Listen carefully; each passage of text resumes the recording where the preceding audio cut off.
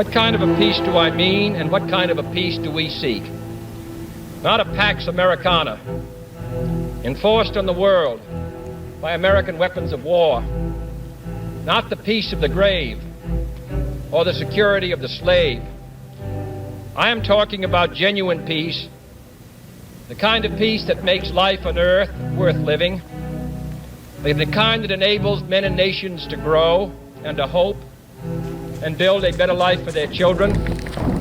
Not merely peace for Americans, but peace for all men and women. Not merely peace in our time, but peace in all time.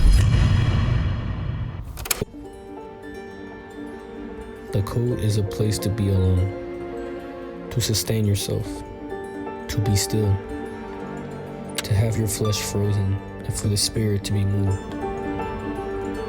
The numbness is the first part, followed by the unsettling feeling of the skin becoming rough and thick. The code is a place where not only your past appears, but the nostalgia of your past, a phase of profound, dormant introspection, or conversely, a dangerous stagnation of the soul.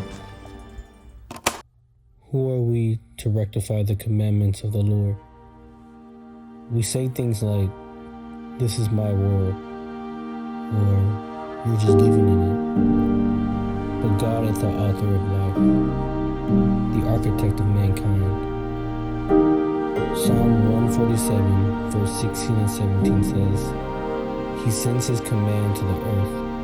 His word runs very swiftly.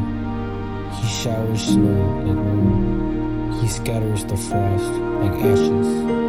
He hurls his ice as fragments. Who can stand before his cold?"